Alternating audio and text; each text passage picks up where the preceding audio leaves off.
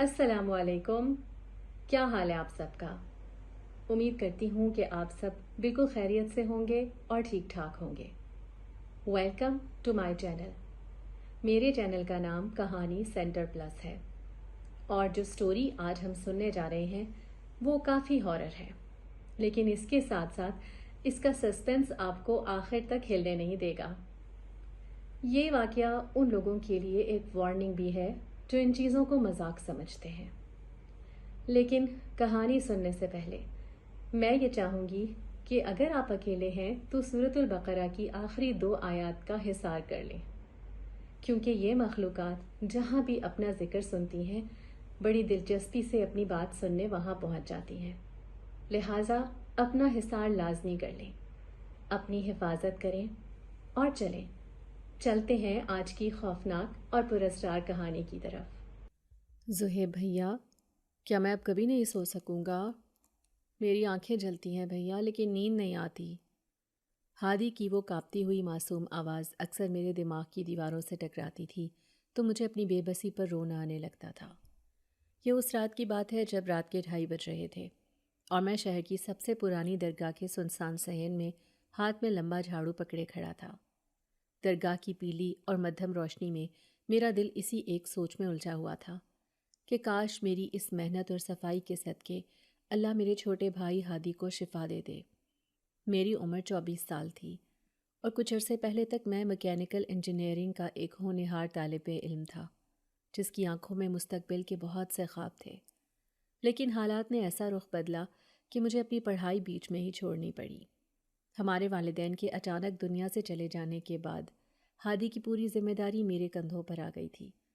وہ صرف 10 سال کا تھا، لیکن پچھلے 6 مہینوں سے وہ ایک ایسی عجیب اور نامعلوم بیماری کا شکار تھا جس نے اس کی نیند بالکل چھین لی تھی۔ ہم نے شہر کے بڑے سے بڑے ڈاکٹرز کو دکھایا اور مہنگے ٹیسٹ کروائے، لیکن ہر ڈاکٹر نے یہی کہا کہ میڈیکلی ہادی بالکل ٹھیک ہے اور اس بے خوابی کی کوئی سائنسی وجہ سمجھ نہیں آ رہی۔ میری ساری جمع پونجی اس کے علاج پر لگ چکی تھی اور اب میرے پاس 2 وقت کی روٹی پوری کرنے کے علاوہ کوئی راستہ نہیں بچا تھا۔ دن بھر میں چھوٹی موٹی نوکریاں کرتا اور رات کو اس درگاہ پر آ کر صفائی کرتا، کیونکہ مجھے یقین تھا کہ اللہ کے نیک بندوں کی جگہ پر بے لوث خدمت کرنے سے دعائیں جلد قبول ہوتی ہیں۔ ہادی دن رات بستر پر پڑا چھت کو گھورتا رہتا تھا اور اس کی آنکھوں کے گرد بننے والے گہرے سیاہ حلقے مجھے اندر ہی اندر کھوکھلا کر رہے تھے۔ اس رات بھی میں حسب معمول درگاہ کے مشرقی حصے کی طرف بڑھا، جہاں ایک صدیوں پرانا اور سوکھا ہوا کنواں موجود تھا۔ یہ درگاہ کا وہ حصہ تھا جہاں رات کے اس پہر مکمل خاموشی اور ایک عجیب سی ویرانی کا راج ہوتا تھا۔ میں نے اپنے خیالات کو جھٹکا اور جھاڑو زمین پر رکھ کر اپنی کمر سیدھی کی۔ اچانک میری نظر زمین پر پڑی اور میرے قدم وہیں کے وہیں جم گئے۔ درگاہ کے صحن میں لگی پرانی پیلی لائٹوں کی وجہ سے بننے والا میرا اپنا سایہ میرے قدموں سے جڑا ہوا نہیں تھا۔ میرا سائنسی دماغ جو ہر چیز کو منطق کی کسوٹی پر پرکھتا تھا، اس منظر کو دیکھ کر بری طرح الجھ گیا تھا۔ میں نے اپنا دایاں ہاتھ ہلایا، لیکن زمین پر موجود سائے نے کوئی حرکت نہیں کی۔ میں نے جلدی سے اپنا بایاں قدم آگے بڑھایا، لیکن وہ سایہ اپنی جگہ پر بالکل ساکت رہا۔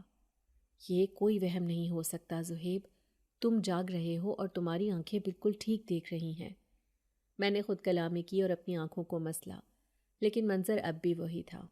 پھر اچانک وہ سایہ زمین سے تھوڑا سا الگ ہوا اور اس نے اپنا ایک ہاتھ اٹھا کر اس پرانے اور سوکھے کنویں کی طرف اشارہ کیا، جیسے وہ مجھے وہاں بلانے کی کوشش کر رہا ہو۔ میرے دل کی دھڑکن بے اختیار تیز ہو گئی اور ماتھے پر پسینے کے قطرے ابھر آئے۔ میں نے ہمیشہ مافوق الفطرت چیزوں کو کہانیوں کا حصہ سمجھا تھا، لیکن اس وقت جو کچھ میرے سامنے ہو رہا تھا وہ میری سمجھ اور سائنس سے بہت دور تھا۔ میں نے گہرا سانس لیا اور خود کو ہمت دلائی کہ چاہے جو بھی ہو مجھے دیکھنا چاہیے کہ آخر اس کنویں کے پاس ایسا کیا ہے جو میرا اپنا سایہ مجھے وہاں جانے کا اشارہ کر رہا ہے۔ میں نے قدم آگے بڑھائے ہی تھے کہ اچانک اس کنویں کی گہری تاریکی میں سے کسی کے سسکنے اور رونے کی آواز ابھری۔ وہ آواز اتنی درد بھری اور کربناک تھی کہ اسے سن کر خوف کے بجائے میرے دل میں ایک عجیب سی ہمدردی پیدا ہوئی۔ وہ کسی ڈراؤنی مخلوق کی آواز نہیں تھی، بلکہ کسی بے بس اور تکلیف میں مبتلا وجود کے رونے کی آواز لگ رہی تھی۔ میں نے اپنی جیب سے موبائل نکالا اور ٹارچ آن کر کے کنویں کی خستہ حال منڈیر کے پاس پہنچا۔ دل ہی دل میں اللہ کا نام لیتے ہوئے میں نے روشنی کی کرن سیدھی کنویں کے گہرے اندھیرے میں ڈالی۔ روشنی پڑتے ہی وہاں جو کچھ میں نے دیکھا اس نے ایک لمحے کے لیے میری سانسیں روک دیں۔ کنویں کی تہہ سے سیاہ دھوئیں کا ایک گھنا مرغولا تیزی سے گھومتا ہوا اوپر کی طرف اٹھنے لگا۔ وہ دھواں ہوا میں لہراتا ہوا میرے بالکل سامنے آ کر رکا اور دیکھتے ہی دیکھتے اس نے ایک انسانی شکل اختیار کر لی۔ وہ ایک لڑکی کا ہیولا تھا جس کے کپڑے اڑتی ہوئی راکھ کی طرح لگ رہے تھے اور اس کے ہاتھ مکمل طور پر سیاہ تھے، جیسے کسی نے ان پر کوئلے کی تہہ چڑھا دی ہو۔ اس کا چہرہ واضح نہیں تھا لیکن اس کے وجود سے گہری اداسی جھلک رہی تھی۔ میں بے ساختہ 2 قدم پیچھے ہٹا اور میرے کانپتے ہوئے لبوں پر خود بخود آیت الکرسی کا ورد جاری ہو گیا۔ میں نے قدرے بلند آواز میں تلاوت شروع کر دی کیونکہ میرا ذہن یہی کہہ رہا تھا کہ یہ ضرور کوئی منفی طاقت ہے جو مجھے نقصان پہنچانے کے لیے ظاہر ہوئی ہے۔ لیکن قرآنی آیات کی پاکیزہ آواز سنتے ہی اس ہیولے نے کوئی منفی رد عمل ظاہر نہیں کیا۔ وہ نہ تو وہاں سے غائب ہوئی اور نہ ہی اس نے مجھ پر حملہ کیا، بلکہ وہ راکھ اور دھوئیں کا وجود زمین پر سمٹ کر بیٹھ گیا اور اس نے اپنے سیاہ ہاتھوں سے اپنا چہرہ چھپا کر پھوٹ پھوٹ کر رونا شروع کر دیا۔ اس کے رونے میں اتنی بے بسی تھی کہ میں نے تلاوت روک دی اور حیرت سے اسے دیکھنے لگا۔ خدا کے لیے مجھ سے مت ڈرو، میں کوئی بری چیز نہیں ہوں۔ اس کی آواز میں ایک عجیب سی کھنک اور لرزش تھی جو سیدھی میرے دل پر اثر کر رہی تھی اور مجھے اس کی بات پر یقین آنے لگا تھا۔ تم کون ہو اور اس ویران کنویں میں اس حالت میں کیا کر رہی ہو؟ میں نے تھوڑے فاصلے پر کھڑے ہو کر قدرے مضبوط لہجے میں پوچھا کیونکہ میرا خوف اب مکمل طور پر تجسس میں بدل چکا تھا۔ اس نے اپنے ہاتھ چہرے سے ہٹائے تو مجھے اس کی راکھ جیسی آنکھوں میں آنسو چمکتے ہوئے دکھائی دیے۔ میرا نام روہینہ ہے اور میں جنات کے ایک بہت پرانے اور معزز قبیلے خاکسار کی شہزادی ہوں۔ اس نے سسکیاں لیتے ہوئے جواب دیا اور اس کی بات سن کر میرے دماغ میں جیسے ایک جھٹکا لگا۔ اگر تم واقعی جنات کی شہزادی ہو تو تمہاری یہ حالت کس نے کی ہے اور تم اس طرح راکھ اور دھوئیں میں کیوں بدلی ہوئی ہو؟ میں نے اپنے سائنسی دماغ کو ایک طرف رکھتے ہوئے نرمی سے پوچھا کیونکہ جو کچھ میرے سامنے تھا وہ حقیقت تھا اور مجھے محسوس ہو رہا تھا کہ وہ شدید تکلیف میں ہے۔ یہ میرا اصلی روپ نہیں ہے اے انسان، روہینہ نے ایک گہری آہ بھری اور اس کے لہجے میں کرب شامل ہو گیا۔ مجھے ایک بہت شاطر اور ظالم انسان نے اپنے علم کے ذریعے اس طلسم کا شکار کر دیا ہے۔ اس نے میرا سایہ چرا لیا ہے اور ہمارے قبیلے میں سائے کا مطلب ہماری اصل طاقت اور ہمارا وجود ہوتا ہے۔ سایہ چھن جانے کی وجہ سے میری ظاہری شکل اس طرح راکھ بن گئی ہے اور میں اس کنویں کے دائرے میں قید ہو کر رہ گئی ہوں۔ میں ایک قدم بھی اس کنویں کی حدود سے باہر نہیں نکال سکتی۔ اس کی باتیں سن کر مجھے ایک عجیب سا دکھ محسوس ہوا کہ ایک شہزادی جو اپنے قبیلے کی طاقت تھی اب اس طرح ایک ویران کنویں میں بے بسی کی زندگی گزار رہی تھی۔ لیکن ایک انسان تمہارا سایہ کیسے چرا سکتا ہے اور وہ ایسا کیوں کرے گا؟ میں نے حیرت اور الجھن سے پوچھا۔ انسان جب لالچ کی تاریکی میں گرتا ہے تو وہ باقی ہر چیز کو بھول جاتا ہے۔ روہینہ کی آواز میں اب دکھ کے ساتھ ساتھ ایک بے بسی بھی شامل ہو گئی تھی۔ وہ عامل کوئی عام انسان نہیں ہے، وہ اپنی زندگی اور اپنے علم کو بڑھانے کے لیے اس درگاہ پر آنے والے معصوم بچوں کو نشانہ بناتا ہے۔ وہ ان بچوں کی نیندیں اور ان کے سائے چراتا ہے تاکہ اپنی عمر لمبی کر سکے اور جوان نظر آ سکے۔ اس کی یہ بات سنتے ہی جیسے میرے دماغ میں کسی نے ہتھوڑا مارا ہو، میرے کانوں میں سائیں سائیں ہونے لگی اور میری آنکھوں کے سامنے ہادی کا وہ معصوم اور کمزور چہرہ آ گیا جو مہینوں سے ایک پل کے لیے بھی نہیں سو سکا تھا۔ ڈاکٹروں کا یہ کہنا کہ ہادی کو کوئی طبی مسئلہ نہیں ہے، اس کی آنکھوں کے گہرے حلقے اور اس کی دن بدن گرتی ہوئی صحت، سب کچھ اچانک ایک خوفناک کڑی کی طرح جڑنے لگا اور مجھے ہر بات سمجھ آنے لگی۔ تمہارا مطلب ہے کہ وہ انسان بچوں کی نیندیں چرا لیتا ہے جس کی وجہ سے وہ سو نہیں پاتے اور بیمار پڑ جاتے ہیں؟ میں نے بے قراری اور شدید غصے کے عالم میں اس کے قریب ہوتے ہوئے پوچھا۔ ہاں بالکل ایسا ہی ہے، روہینہ نے میری آنکھوں میں دیکھتے ہوئے کہا۔ وہ ان کی نیندیں مٹی کے مٹکوں میں قید کر لیتا ہے اور جب تک وہ مٹکے نہ ٹوٹیں وہ بچے کبھی سکون کی نیند نہیں سو سکتے۔ ان کی روح کمزور پڑ جاتی ہے اور ان کا جسم سوکھ جاتا ہے۔ نہیں ایسا نہیں ہو سکتا، میرے منہ سے ایک دردناک چیخ نکلی۔ میرا ہادی، میرا 10 سالہ معصوم بھائی پچھلے 6 ماہ سے نہیں سویا۔ اس کا مطلب ہے کہ اس کی یہ حالت کسی بیماری کی وجہ سے نہیں بلکہ اس ظالم عامل کی وجہ سے ہے۔ اس نے میرے بھائی کی نیند چرائی ہے۔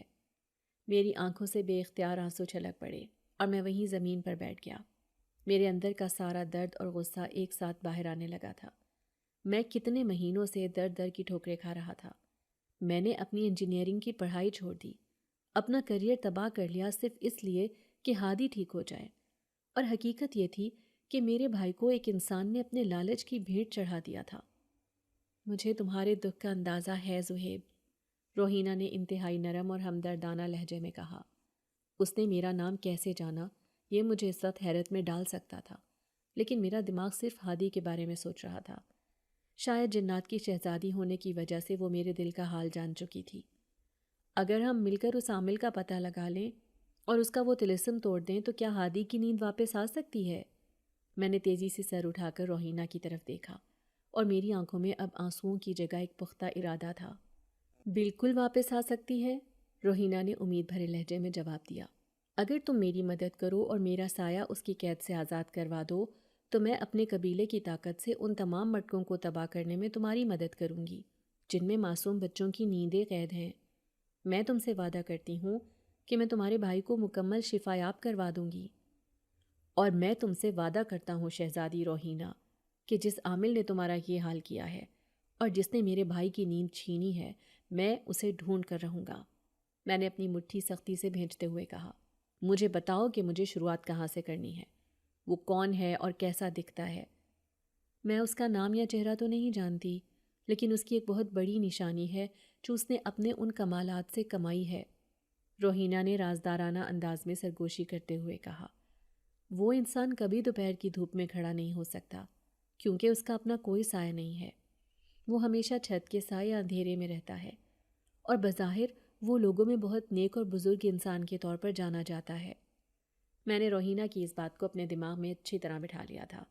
درگاہ کے اندر کوئی ایسا شخص جو بغیر سائے کے گھومتا ہو اور جسے لوگ بہت نیک سمجھتے ہوں۔ میری منزل اب بالکل واضح ہو چکی تھی اور میرا ارادہ چٹان کی طرح مضبوط تھا۔ میں نے کھڑے ہوتے ہوئے اپنے کپڑوں سے مٹی جھاڑی اور اسے یقین دلایا کہ کل سورج نکلتے ہی میں اس شخص کی تلاش شروع کر دوں گا، اور جب تک ہادی اور وہ آزاد نہیں ہو جاتے میں سکون سے نہیں بیٹھوں گا۔ روہینہ نے ایک ہلکی سی اداس مسکراہٹ کے ساتھ مجھے دیکھا اور کہا کہ میرا دل بہت صاف ہے، اسی لیے آج رات اس کا سایہ میرے سائے سے جڑ گیا تھا۔ یہ کہتے ہی روہینہ کا راکھ اور دھوئیں والا وجود دھیرے دھیرے کنویں کی تاریکی میں تحلیل ہونے لگا اور چند لمحوں میں وہ مکمل طور پر غائب ہو گئی۔ کنویں کے پاس پھر سے وہی سنسان اور پراسرار خاموشی چھا گئی تھی۔ میں نے ایک گہری سانس لی اور اپنا جھاڑو اٹھا لیا۔ اس رات نے میری زندگی کا رخ مکمل طور پر موڑ دیا تھا۔ اب میں صرف ایک میکینیکل انجینئرنگ کا طالب علم یا ایک غریب صفائی والا نہیں تھا، بلکہ میں اپنے بھائی اور ایک جنات کی شہزادی کا محافظ بن چکا تھا۔ صبح کی اذان کی آواز درگاہ کے میناروں سے گونجنے لگی تو میں تیز قدموں سے درگاہ کے بڑے دروازے سے باہر نکلا۔ آسمان پر ہلکی ہلکی سفیدی پھیل رہی تھی اور پرندوں کی چہچہاہٹ شروع ہو چکی تھی۔ میں سیدھا اپنے گھر کی طرف بھاگا۔ دروازہ کھول کر اندر داخل ہوا تو سامنے ہی ہادی بستر پر لیٹا ہوا تھا۔ اس کی آنکھیں حسب معمول کھلی تھیں اور وہ بڑی بے بسی سے چھت کی طرف دیکھ رہا تھا۔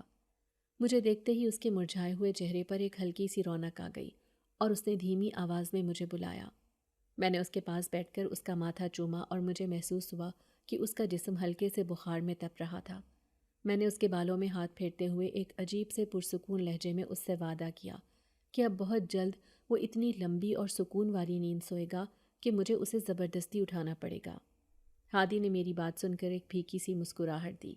اسے پتہ تھا کہ میں ہمیشہ یہی تسلی دیتا ہوں، لیکن اس دن میرے الفاظ میں ایک سچائی تھی جو شاید اسے محسوس نہ ہوئی ہو، مگر میں جانتا تھا۔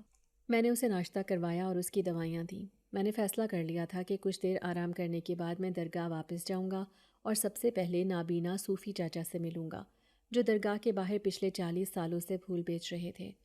صوفی چاچا کی آنکھیں تو نہیں تھیں، لیکن درگاہ میں آنے جانے والے ہر شخص کے بارے میں ان سے بہتر کوئی نہیں جانتا تھا۔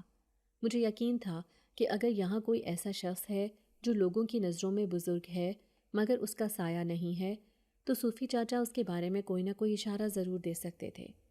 میں نے اپنے اندر ایک نئی طاقت محسوس کی اور ہادی کے سرہانے بیٹھ کر سورج کے مکمل طلوع ہونے کا انتظار کرنے لگا تاکہ میں اس پراسرار عامل کا چہرہ بے نقاب کر سکوں۔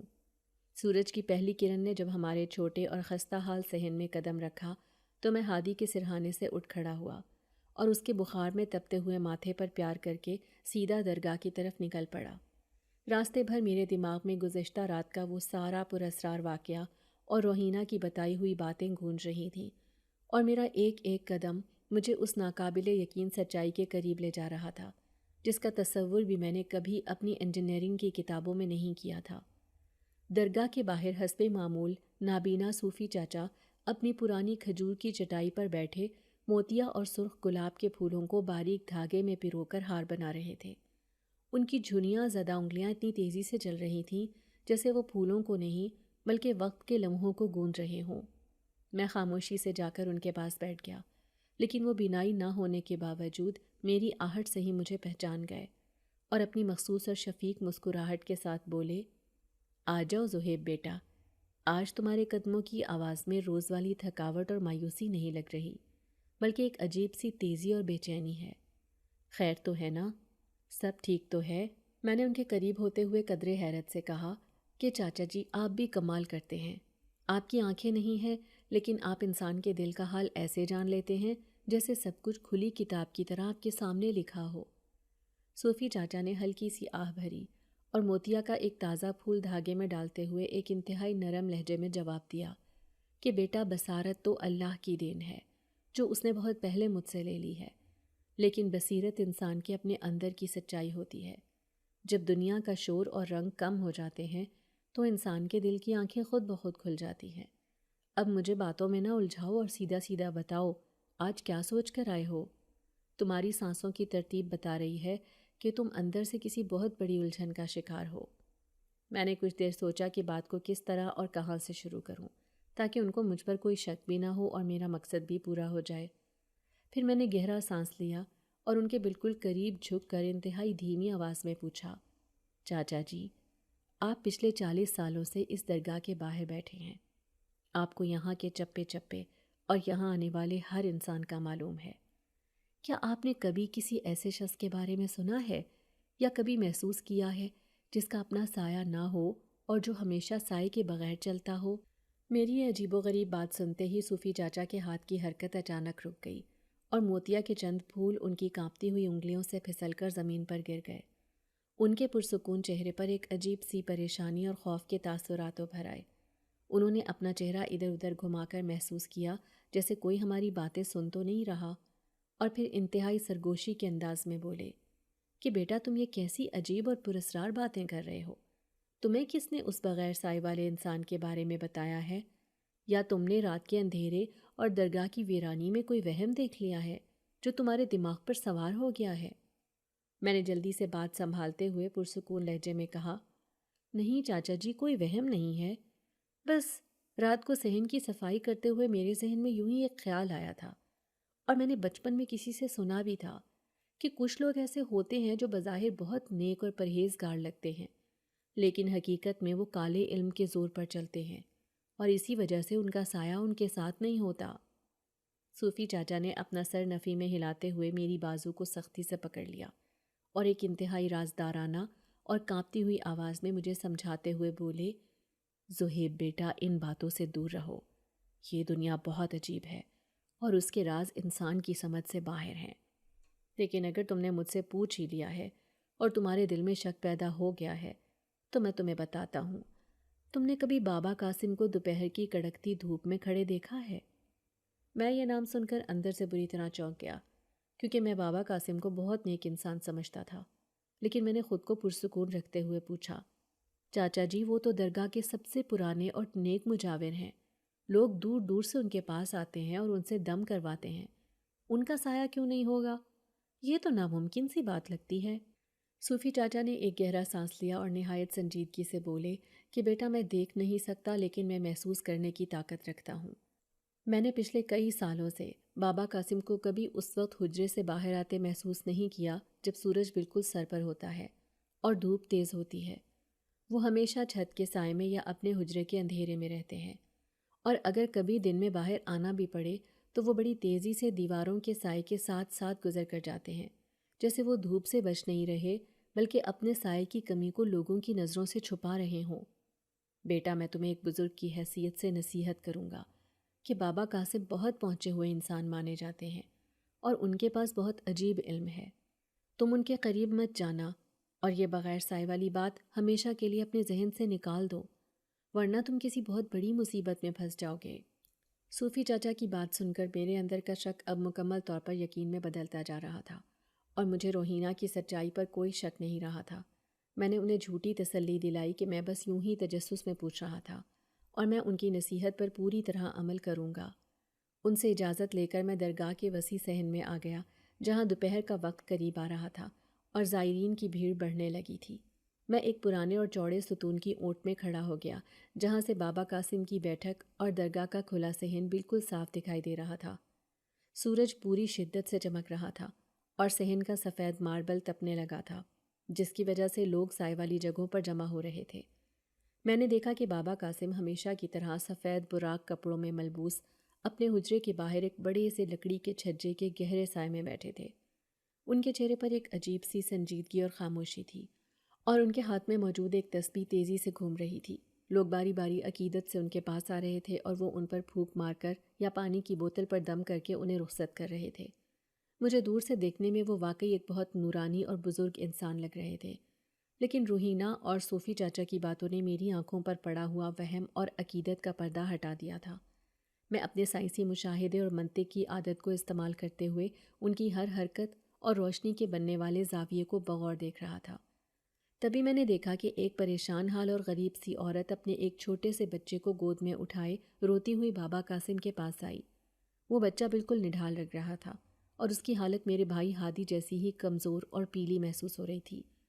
وہ عورت روتے ہوئے اور ہاتھ جوڑتے ہوئے فریاد کر رہی تھی کہ بابا جی خدا کے لیے میرے اس اکلوتے بچے کو دم کر دیں، اسے کئی مہینوں سے نیند نہیں آ رہی، یہ رات بھر تڑپتا ہے اور اب سوکھ کر کانٹا ہوتا جا رہا ہے، ڈاکٹروں کی دوائیاں بھی اثر نہیں کر رہیں۔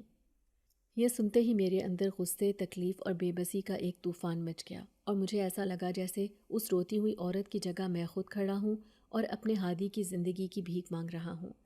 بابا قاسم نے اس عورت کو ایک جھوٹی تسلی دی اور بچے کے ماتھے پر ہاتھ رکھنے کے لیے اپنی جگہ سے تھوڑا سا آگے کی طرف کھسکے۔ اس وقت دوپہر کا سورج بالکل سر پر تھا اور چھجے کا سایہ تھوڑا پیچھے ہٹ چکا تھا۔ بابا قاسم کا آدھا جسم چھجے کے سائے سے باہر نکل کر براہ راست کڑکتی دھوپ میں آ گیا۔ میں نے اپنی سانسیں روک لیں اور میری نظریں عقاب کی طرح فرش پر جم گئیں۔ دھوپ سیدھی بابا قاسم کے سفید کپڑوں پر پڑ رہی تھی، لیکن زمین پر ان کا کوئی سایہ نہیں بن رہا تھا۔ یہ ناقابل یقین اور خوفناک منظر دیکھ کر میری ریڑھ کی ہڈی میں ایک عجیب سی سرد لہر دوڑ گئی۔ سائنس اور فزکس کے تمام اصول اس وقت میرے سامنے ٹوٹ کر بکھر رہے تھے۔ روشنی کسی ٹھوس جسم سے ٹکرا رہی تھی لیکن اس کا عکس زمین پر موجود ہی نہیں تھا۔ اور پھر میری نظر بابا قاسم کے سفید کپڑوں پر پڑی، جہاں مجھے ایک اور انتہائی پراسرار چیز نظر آئی۔ ان کے کپڑوں کے اندر ایک عجیب سی سیاہی اور دھندلا پن رینگ رہا تھا، جیسے کوئی کالا دھواں یا کسی اور کا چرایا ہوا سایہ باہر نکلنے کے بجائے ان کے جسم کے گرد اندر ہی اندر بے چینی سے چکر کاٹ رہا ہو۔ وہ ایک انتہائی عجیب اور طلسماتی منظر تھا جسے دیکھ کر کسی بھی عام انسان کا دماغ سن ہو سکتا تھا، لیکن میرے اندر ہادی کی محبت اور شہزادی روحینہ سے کیے گئے وعدے نے ڈر کی جگہ ایک ٹھنڈا اور پراسرار غصہ بھر دیا تھا۔ بابا قاسم نے جلدی سے اس مرجھائے ہوئے بچے پر پھونک ماری اور تیزی سے واپس چھجے کے گہرے سائے میں کھسک کر بیٹھ گئے۔ وہ معصوم عورت انہیں دعائیں دیتی ہوئی وہاں سے چلی گئی، لیکن اسے بالکل معلوم نہیں تھا کہ جس کے پاس وہ شفا اور زندگی کی امید لے کر آئی تھی، در حقیقت وہی اس کے معصوم بچے کی اس پراسرار اور اذیت ناک حالت کا اصل ذمہ دار تھا۔ میرا ارادہ اب پتھر کی طرح پختہ ہو چکا تھا اور مجھے 100% یقین ہو گیا تھا کہ بابا قاسم ہی وہ شاطر اور ظالم انسان تھا جس نے اپنا سایہ چھپا کر رکھا تھا اور جو کالے علم کی مدد سے معصوم بچوں کی نیندیں چرا کر ان کی زندگیاں تاریک کر رہا تھا۔ دوپہر کا وہ گرم سورج آہستہ آہستہ ڈھلنے لگا اور شام کی سیاہی پھیلنے کے ساتھ درگاہ کی رونقوں میں بھی نمایاں کمی آنے لگی، لیکن میرا دماغ مسلسل ایک ہی چیز پر مرکوز تھا کہ مجھے کسی بھی طرح بابا قاسم کے اس پراسرار حجرے کے اندر داخل ہونا ہے۔ میں نے سارا دن درگاہ کے مختلف کاموں میں گزارا اور بے صبری سے رات کے گہرے ہونے کا انتظار کرنے لگا۔ جیسے ہی رات کے 11 بجے اور درگاہ کے مرکزی دروازے زائرین کے لیے بند کر دیے گئے، تو صحن میں ایک بار پھر وہی مکمل خاموشی اور ویرانی چھا گئی جو میری ساتھی تھی۔ میں نے اپنا لمبا جھاڑو اٹھایا اور صفائی کا بہانہ کر کے احتیاط کے ساتھ بابا قاسم کے حجرے کے آس پاس منڈلانے لگا۔ درگاہ کی مدھم پیلی لائٹیں اندھیرے میں ایک عجیب سا طلسماتی ماحول پیدا کر رہی تھی، اور رات کی ٹھنڈی ہوا میرے چہرے سے ٹکرا کر میرے ارادے کو مزید مضبوط کر رہی تھی۔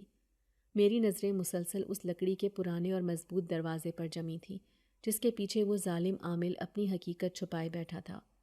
میں تقریباً 1 گھنٹے تک وہاں صفائی کرنے کی اداکاری کرتا رہا اور ہر آہٹ پر چوکنا رہا۔ پھر اچانک حجرے کا لکڑی کا دروازہ ہلکی سی آواز کے ساتھ کھلا اور بابا قاسم باہر نکلے۔ ان کے ہاتھ میں ایک لوٹا تھا اور وہ درگاہ کے پچھلے حصے میں موجود وضو خانے کی طرف جا رہے تھے۔ یہ میرے لیے ایک بہترین اور شاید اکلوتا موقع تھا جسے میں کسی صورت گنوانا نہیں چاہتا تھا۔ جیسے ہی وہ چلتے ہوئے درگاہ کی دیوار کے پیچھے میری نظروں سے اوجھل ہوئے، میں نے تیزی سے اپنا جھاڑو وہیں زمین پر پھینکا اور انتہائی دبے قدموں حجرے کے دروازے کی طرف بڑھا۔ دروازے پر ایک پرانا سا پیتل کا تالا لٹک رہا تھا جو انہوں نے باہر سے عارضی طور پر لگا دیا تھا، لیکن اسے پوری طرح بند کرنے کے بجائے صرف کنڈے میں پھنسا دیا تھا۔ میری میکینیکل انجینئرنگ کی پریکٹس یہاں میرے بہت کام آئی۔ میں نے جیب سے ایک چھوٹی سی دھاتی پن نکالی اور بغیر کوئی کھٹکے کی آواز پیدا کیے اس تالے کے اندرونی میکینزم کو ہلکا سا موڑ کر کھول لیا۔ تالا کھلتے ہی میں نے اسے انتہائی احتیاط سے دروازے کے کنڈے سے نکالا اور دروازہ ہلکا سا دھکیل کر اندر داخل ہو گیا۔ حجرے کے اندر مکمل گھپ اندھیرا تھا اور ایک عجیب سی کستوری اور لوبان کی ملی جلی بو آ رہی تھی جو عام طور پر پرانی درگاہوں میں محسوس ہوتی ہے، لیکن یہاں اس بو میں ایک عجیب سی گھٹن بھی شامل تھی۔ میں نے دروازہ اندر سے بند کیا اور موبائل کی ٹارچ جلا کر اس کی روشنی کو ہاتھ سے تھوڑا چھپا لیا تاکہ روشنی کسی صورت باہر نہ جائے اور کوئی مجھ پر شک نہ کرے۔ حجرے کا منظر انتہائی سادہ اور عام سا تھا۔ ایک کونے میں پرانی چارپائی بچھی تھی جس پر کچھ بوسیدہ کتابیں رکھی تھیں، اور دوسرے کونے میں ایک مٹی کا پانی والا گھڑا پڑا تھا۔ بظاہر وہاں کوئی بھی قابل اعتراض یا پراسرار چیز نہیں تھی جو بابا قاسم کے کالے علم کی گواہی دے سکے، لیکن مجھے روہینہ کی وہ بات اچھی طرح یاد تھی کہ ایسا انسان اپنا اصل کام اور کالے علم کا مرکز ہمیشہ لوگوں کی نظروں سے دور رکھتا ہے۔ میں نے کمرے کے فرش کا باریک بینی سے جائزہ لینا شروع کیا۔ فرش پر ایک بہت پرانی اور بڑی سی کھجور کے پتوں کی چٹائی بچھی ہوئی تھی جو کمرے کے وسط کو ڈھانپے ہوئے تھی۔ میں نے جلدی سے اس چٹائی کو ایک طرف سے پکڑا اور اسے اٹھایا تو میری سانسیں ایک لمحے کے لیے میرے گلے میں اٹک گئیں۔ چٹائی کے بالکل نیچے کچے فرش کے درمیان میں لکڑی کا ایک چوکور اور پرانا خفیہ دروازہ بنا ہوا تھا جس پر لوہے کا ایک بھاری اور زنگ آلود کڑا لگا ہوا تھا۔ میرا دل پسلیوں سے ٹکرا کر زور زور سے دھڑکنے لگا اور ہادی کا مسکراتا ہوا چہرہ میری آنکھوں کے سامنے آ گیا۔ میں نے دل ہی دل میں اللہ کا نام لیا اور اس لوہے کے کڑے کو مضبوطی سے پکڑ کر پوری طاقت سے اوپر کی طرف کھینچا۔ لکڑی کا وہ پرانا خفیہ دروازہ ایک ہلکی سی چرچراہٹ کے ساتھ کھل گیا اور اس کے بالکل نیچے سے مٹی کی سیڑھیوں کا ایک تنگ اور تاریک راستہ تہہ خانے کی طرف جا رہا تھا۔ اندر سے آنے والی ہوا میں ایک عجیب سی خنکی اور نمی تھی جیسے کسی پرانے اور بند کنویں کا منہ کھول دیا گیا ہو۔ میں نے موبائل کی مدھم روشنی آگے کی طرف کی اور انتہائی احتیاط کے ساتھ ایک ایک سیڑھی اترنے لگا۔ تہہ خانے کا راستہ کافی گہرا تھا اور ہر قدم کے ساتھ میرا دل ایک نامعلوم تجسس اور خوف کی ملی جلی کیفیت کی وجہ سے دھڑک رہا تھا۔ جیسے ہی میں آخری سیڑھی اتر کر تہہ خانے کے کچے فرش پر کھڑا ہوا تو وہاں کا پراسرار منظر دیکھ کر میرے رونگٹے کھڑے ہو گئے اور میری آنکھیں کھلی کی کھلی رہ گئیں۔ وہ تہہ خانہ کافی وسیع تھا اور اس کی دیواریں کچی مٹی کی بنی ہوئی تھیں، لیکن جو چیز سب سے زیادہ حیران کن اور دل دہلا دینے والی تھی وہ دیواروں کے ساتھ رکھی ہوئی وہ عجیب قطاریں تھیں۔ پورے تہہ خانے کی دیواروں کے ساتھ لکڑی کے پرانے تختے رکھے تھے اور ان تختوں پر سینکڑوں کی تعداد میں مٹی کے چھوٹے چھوٹے مٹکے بڑے سلیقے سے چنے ہوئے تھے۔ ہر مٹکے کا منہ ایک خاص قسم کے زرد رنگ کی موم سے سیل کیا گیا تھا۔ میں آہستہ آہستہ چلتا ہوا ان پراسرار مٹکوں کے بالکل قریب گیا۔ تہہ خانے میں ایک پراسرار اور بھاری خاموشی طاری تھی، لیکن جیسے ہی میں نے اپنا کان ایک مٹکے کے قریب کیا تو میرے قدموں تلے سے زمین نکل گئی۔ اس بند اور سیل شدہ مٹکے کے اندر سے کسی چھوٹے بچے کے رونے اور سسکنے کی انتہائی مدھم اور ہلکی ہلکی آواز آ رہی تھی۔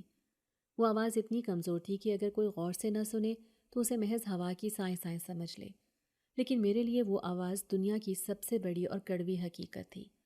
میں نے بے ساختہ اپنا کانپتا ہوا ہاتھ اس مٹکے پر رکھا تو وہ مجھے اندر سے ہلکا ہلکا گرم محسوس ہوا، جیسے اس کے اندر کوئی زندہ چیز قید ہو۔ میری آنکھوں میں آنسو آ گئے کیونکہ مجھے احساس ہو گیا تھا کہ روہینہ کی کہی ہوئی ہر بات سچ تھی۔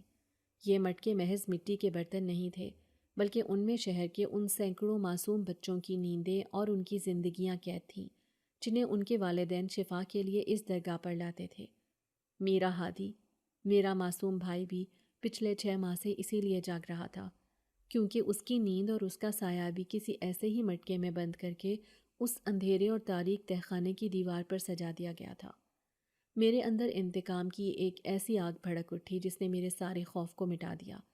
میں نے غصے سے اپنے دانت پیسے اور دل ہی دل میں خود سے مخاطب ہو کر کہا کہ بابا قاسم، تم نے معصومیت کے لبادے میں جو یہ خوفناک کھیل رچایا ہے، میں اس کا ایسا انجام کروں گا کہ تمہارا علم بھی تمہیں نہیں بچا پائے گا۔ ہادی، میں تمہیں اور تمہاری طرح کے باقی سب بچوں کو یہاں سے نکال کر رہوں گا۔ ابھی میں ان مٹکوں کو بغور دیکھ ہی رہا تھا کہ اچانک مجھے تہخانے کی سیڑھیوں کے اوپر والے دروازے سے بابا قاسم کے بھاری قدموں کی آہٹ سنائی دی۔ اس آہٹ نے ایک لمحے کے لیے میرے دل کی دھڑکن کو عارضی طور پر روک دیا تھا۔ میں نے جلدی سے ادھر ادھر دیکھا اور تہخانے کے ایک تاریک کونے میں رکھے ہوئے پرانے اور بڑے سے لکڑی کے صندوق کے پیچھے چھپ گیا۔ میری سانسیں اتنی تیز چل رہی تھیں کہ مجھے ڈر تھا کہ کہیں بابا قاسم کی تیز سماعت انہیں سن نہ لے، لیکن میں نے اپنے دونوں ہاتھوں سے اپنے منہ کو سختی سے ڈھانپ لیا۔ وہ آہستہ آہستہ سیڑھیاں اتر کر نیچے آیا اور اس کے ہاتھ میں ایک پرانا دیا تھا جس کی مدھم روشنی اس کے چہرے کی جھریوں کو مزید نمایاں کر رہی تھی۔ اس کا چہرہ جو باہر لوگوں کے سامنے بہت پرسکون اور نورانی لگتا تھا، اس وقت ایک عجیب سے لالچ اور پراسرار تاریکی میں ڈوبا ہوا لگ رہا تھا۔ بابا قاسم سیدھا ان لکڑی کے تختوں کی طرف گیا جہاں مٹی کے وہ سینکڑوں چھوٹے چھوٹے مٹکے رکھے ہوئے تھے جن میں معصوم بچوں کی نیندیں اور سائے قید تھے۔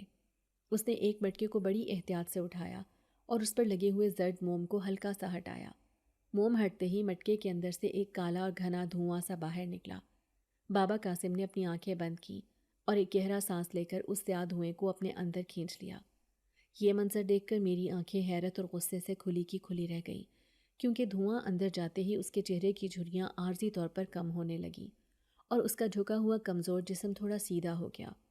مجھے مکمل طور پر سمجھ آ گیا تھا کہ وہ ان بچوں کی زندگی کی توانائی اور ان کی نیند کو اپنی عمر لمبی کرنے اور جوان نظر آنے کے لیے بے دردی سے استعمال کر رہا تھا۔ میں غصے سے بے قابو ہو رہا تھا اور میرا دل چاہ رہا تھا کہ میں اسی وقت باہر نکل کر ان تمام مٹکوں کو زمین پر پٹخ دوں تاکہ سارا کالا علم ٹوٹ جائے، لیکن میری میکینیکل انجینئرنگ کی منطقی سوچ نے مجھے فوری طور پر ایسا کرنے سے روک دیا۔ میں جانتا تھا کہ اگر میں نے جذباتی ہو کر مٹکے طاقت سے توڑے تو ان کے اندر قید سائے بکھر جائیں گے یا ہمیشہ کے لیے بھٹک جائیں گے، اور ہادی سمیت وہ تمام بچے کبھی ٹھیک نہیں ہو سکیں گے۔ مجھے ان سایوں کو بحفاظت آزاد کرنے کے لیے کوئی ایسا طریقہ ڈھونڈنا تھا جو سائنسی بھی ہو اور اس کالے علم کا مکمل توڑ بھی ہو۔ بابا قاسم نے اس مٹکے کو واپس اس کی مخصوص جگہ پر رکھا اور ایک عجیب سی تسلی اور طمانینت کے ساتھ واپس سیڑھیوں کی طرف مڑ گیا۔ اس کے جانے کے کافی دیر بعد تک میں وہیں صندوق کے پیچھے دبکا بیٹھا رہا، یہاں تک کہ مجھے 100% یقین ہو گیا کہ وہ مکمل طور پر حجرے سے باہر جا چکا ہے۔ میں انتہائی احتیاط کے ساتھ تہخانے سے باہر نکلا اور سیدھا درگاہ کے مشرقی حصے میں اس ویران اور پرانے کنویں کی طرف بھاگا۔ رات کی تاریکی گہری ہو چکی تھی اور کنویں کے پاس پہنچ کر میں نے بے صبری اور گھبراہٹ کے عالم میں روہینہ کو پکارا۔ روہینہ، میری بات سنو، مجھے اسی وقت تمہاری مدد کی ضرورت ہے۔ بابا قاسم کے تہخانے میں سینکڑوں مٹکے ہیں، لیکن میں انہیں طاقت سے توڑ نہیں سکتا، مجھے کوئی راستہ بتاؤ۔ میری آواز میں ایک عجیب سی عجلت اور پریشانی آیا تھی جو میرے دل کے خوف کو ظاہر کر رہی تھی۔ میری آواز سنتے ہی کنویں کے گہرے اندھیرے میں سے وہی سیاہ دھواں ابھرا اور روہینہ اپنے راکھ والے وجود کے ساتھ میرے بالکل سامنے آ کر کھڑی ہو گئی۔ اس کی آنکھوں میں وہی پرانی اداسی تھی، لیکن مجھے صحیح سلامت دیکھ کر اس کے چہرے پر ایک امید سی جاگ اٹھی تھی۔ زہیب، تم نے بہت بڑی حقیقت کھوج لی ہے اور تم نے بالکل ٹھیک سوچا۔ اگر تم نے ان مٹکوں کو طاقت سے توڑا تو ان کے اندر قید سائے ہمیشہ کے لیے بکھر جائیں گے اور وہ معصوم بچے اپنی نیند اور زندگی مکمل طور پر کھو بیٹھیں گے۔ روہینہ نے انتہائی نرم اور دھیمے لہجے میں مجھے سمجھاتے ہوئے کہا۔ میں نے بے بسی سے اس کی طرف دیکھا اور قدرے اونچی آواز میں کہا، تو پھر میں کیا کروں روہینہ؟ میرا بھائی ہادی ہر پل تڑپ رہا ہے، میں اسے اس طرح موت کے منہ میں جاتے نہیں دیکھ سکتا۔ مجھے کوئی ایسا مستند راستہ بتاؤ جس سے وہ مٹکے بھی ختم ہو جائیں اور سائے بھی بحفاظت آزاد ہو کر اپنے مالکان تک پہنچ جائیں۔ روہینہ نے ایک گہرا سانس لیا اور آسمان کی طرف دیکھتے ہوئے بولی کہ مٹی اور موم کے اس کالے علم کا توڑ صرف اور صرف قدرت کی خالص چیزوں میں چھپا ہے۔ انسانوں کی بنائی ہوئی کوئی طاقت اسے نہیں توڑ سکتی۔ اگر بہتا ہوا خالص بارش کا پانی اور اس درگاہ کی خالص لوبان کی راکھ آپس میں مل جائیں اور وہ راکھ ملا پانی ان مٹکوں کی بنیاد سے جا کر ٹکرائے تو مٹکوں کی مٹی اور موم خود بخود گلنا شروع ہو جائے گی اور سائے بغیر کسی نقصان کے آزاد ہو جائیں گے۔ میں نے حیرت اور پریشانی سے سر ہلاتے ہوئے پوچھا کہ بارش کا پانی اور لوبان کی راکھ؟ لیکن روہینہ آج کل تو بارشوں کا موسم ہی نہیں ہے، آسمان بالکل صاف ہے، میں بارش کا پانی اتنی جلدی کہاں سے لاؤں گا؟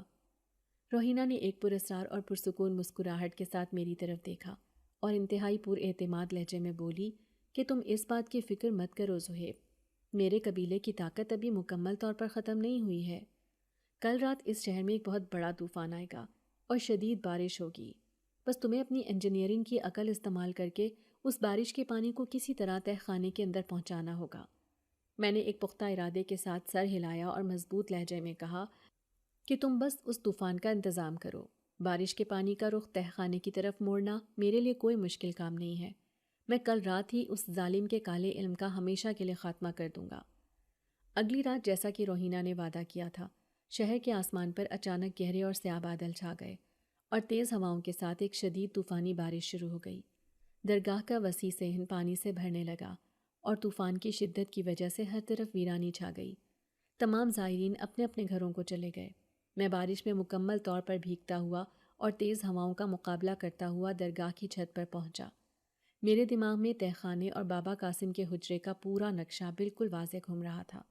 میں اچھی طرح جانتا تھا کہ درگاہ کی چھت پر پتھر کا ایک بہت پرانا پرنالہ موجود ہے جو چھت کے پانی کے نکاس کا مرکزی پائپ ہے، اور یہ پرنالہ سیدھا بابا قاسم کے حجرے اور اس تاریک تہہ خانے کے اکلوتے روشن دان کے بالکل اوپر سے گزرتا ہے۔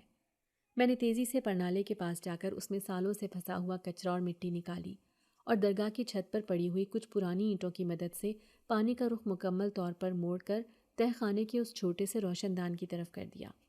بارش کا پانی چھت سے جمع ہو کر ایک موٹی دھار کی شکل میں روشن دان سے سیدھا تہہ خانے کے اندر گرنے لگا۔ میرا یہ سائنسی تجربہ مکمل طور پر کامیاب ہو چکا تھا اور میں تیزی سے چھت سے نیچے آیا اور سیدھا درگاہ کی اس پرانی انگیٹھی کے پاس گیا جہاں ہر وقت زائرین کے لیے لوبان سلگتا رہتا تھا۔ میں نے ایک چھوٹی سی بوری میں وہاں سے خالص لوبان کی سفید اور خوشبودار راکھ بھری اور تیز قدموں سے بابا قاسم کے حجرے کی طرف بھاگا۔ طوفان کی شدت اور تیز بارش کی وجہ سے بابا قاسم حجرے میں موجود نہیں تھا اور یقیناً درگاہ کے کسی محفوظ حصے میں پناہ لیے ہوئے تھا۔ میں نے حجرے کا دروازہ کھولا اور سیدھا تہہ خانے کی سیڑھیاں اترنے لگا۔ روشن دان سے گرنے والا بارش کا پانی تہہ خانے کے کچے فرش پر ایک چھوٹے سے تالاب کی شکل اختیار کر چکا تھا اور دھیرے دھیرے ان لکڑی کے تختوں کی طرف بڑھ رہا تھا جہاں وہ سینکڑوں مٹکے رکھے ہوئے تھے۔ میں نے جلدی سے اپنے ہاتھ میں پکڑی ہوئی بوری کھولی اور لوبان کی وہ خالص راکھ اس بہتے ہوئے پانی میں ملانا شروع کر دی۔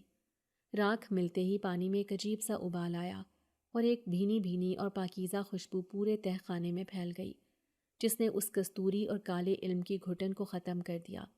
وہ راکھ ملا پانی تیزی سے فرش پر پھیلتا ہوا لکڑی کے تختوں کے نیچے سے گزر کر مٹکوں کی بنیادوں سے ٹکرانے لگا۔ پانی کے ٹکراتے ہی مٹکوں کی مٹی ایسے گلنے لگی جیسے برف شدید گرمی سے پگھلتی ہے اور ان کے منہ پر لگا ہوا زرد موم بالکل نرم پڑنے لگا۔ میں یہ سب دیکھ کر خوشی اور سکون سے مسکرا رہا تھا کہ ہادی کی آزادی کا وقت قریب آ گیا ہے، لیکن اچانک تہہ خانے کی سیڑھیوں سے بابا قاسم تیزی سے نیچے اترتا ہوا دکھائی دیا۔ وہ مجھے وہاں دیکھ کر اور اپنے سالوں کی محنت سے جمع کیے گئے مٹکوں کو پگھلتے دیکھ کر بالکل غضبناک ہو گیا۔ اس کا وہ بظاہر نورانی چہرہ اس وقت کالے علم کی تاریکی اور شدید غصے کی وجہ سے انتہائی پراسرار لگ رہا تھا۔ زہیب، تم نے یہ کیا کر دیا؟ تم میرے سالوں کے علم کو تباہ کر رہے ہو۔ میں تمہارے اس عمل کی تمہیں ایسی سزا دوں گا کہ تم ساری زندگی یاد رکھو گے۔ وہ انتہائی غضبناک آواز میں چیخا اور اس نے اپنا بھاری لکڑی کا عصا ہوا میں بلند کیا جیسے وہ مجھ پر اپنی کوئی تاریک اور پراسرار طاقت استعمال کرنا چاہتا ہو۔ میں بالکل نہتتا تھا اور میرے پیچھے تہہ خانے کی مٹی کی دیوار تھی۔ میں پیچھے نہیں ہٹ سکتا تھا اور مجھے لگا کہ شاید آج میری زندگی کا آخری دن ہے۔ لیکن اس سے پہلے کہ بابا قاسم کا وہ عصا میری طرف اشارہ کرتا یا اس کا کالا علم مجھ تک پہنچتا، پورے تہہ خانے میں ایک انتہائی پراسرار اور گونجتی ہوئی آواز سنائی دی۔ وہ آواز روحینہ کی تھی جو اپنے طلسم کی وجہ سے کنویں کی حدود میں قید تھی، لیکن آج اس نے اپنی جان کی پرواہ کیے بغیر اور اس کالے علم کی حدود توڑ کر تہ خانے میں قدم رکھ دیا تھا۔ وہ اپنے راکھ اور دھوئیں والے وجود کے ساتھ میرے اور بابا قاسم کے درمیان آ کر ایک مضبوط ڈھال بن کر کھڑی ہو گئی۔ بابا قاسم کے عصا سے نکلنے والی وہ تاریک اور منفی لہر سیدھی روحینہ کے جسم سے ٹکرائی۔ اس لہر کے ٹکراتے ہی روحینہ کا راکھ سے بنا ہوا جسم بکھرنے لگا اور وہ شدید تکلیف میں سسکنے لگی۔ نہیں روحینہ، تم پیچھے ہٹ جاؤ، یہ تمہیں ختم کر دے گا۔ میں نے بے بسی سے اسے چلا کر روکنے کی کوشش کی، لیکن وہ اپنی جگہ پر ڈٹی رہی اور پیچھے ہٹنے سے صاف انکار کر دیا۔ روحینہ کی اس قربانی اور اس چند سیکنڈ کی مہلت نے وہ کمال کر دکھایا جس کا مجھے بے صبری سے انتظار تھا۔ فرش پر موجود لوبان کی راکھ ملے پانی نے اپنا کام مکمل کر دیا تھا اور تمام مٹکے ایک ساتھ گل کر ٹوٹ گئے۔ تہ خانے میں ایک زبردست گونج پیدا ہوئی اور سینکڑوں قید سائے، جن میں میرے معصوم ہادی کی نیند اور روحینہ کی اصلی طاقت بھی شامل تھی، ایک طوفان کی طرح ان ٹوٹے ہوئے مٹکوں سے باہر نکل آئے۔ وہ سائے اتنی طاقتور لہر کی صورت میں تہ خانے میں گھومے کہ انہوں نے بابا قاسم کو چاروں طرف سے گھیر لیا، اسے کوئی اور عمل کرنے کا موقع ہی نہیں دیا۔ وہ تمام سائے تیزی سے بابا قاسم کے جسم سے ٹکرائے تو اس کا وہ کالا علم الٹ گیا۔ وہ اپنی ساری طلسماتی طاقت کھو کر وہیں بے ہوش ہو کر زمین پر گر پڑا۔ اس کے چہرے کی جھریاں واپس آ گئیں اور وہ ایک انتہائی کمزور اور بے بس بوڑھا انسان لگنے لگا جس کا سارا غرور مٹی میں مل چکا تھا۔ تہ خانے میں ایک گہرا سکون اور انتہائی پاکیزہ خاموشی چھا گئی۔ میں نے جلدی سے اپنی آنکھیں کھول کر سامنے دیکھا تو بکھری ہوئی راکھ کے اس ڈھیر میں سے روحینہ کھڑی ہو رہی تھی، لیکن اس بار وہ راکھ اور دھوئیں کا ڈھیر نہیں تھی، بلکہ اپنے اصلی انتہائی خوبصورت اور نورانی روپ میں مسکرا رہی تھی۔ اس کے چہرے پر ایک عجیب سا سکون اور مسحور کن روشنی تھی جس نے تہ خانے کی ساری تاریکی کو ختم کر دیا تھا۔ آپ نے آج خاکسار قبیلے کی عزت اور ان سینکڑوں معصوم انسانوں کی جان بچائی ہے زہیب، ہم آپ کے اس بے لوث احسان کے ہمیشہ مقروض رہیں گے۔ روحینہ نے انتہائی شائستگی اور نرمی سے کہا، اور اس کا لہجہ اب بہت پرسکون اور میٹھا تھا۔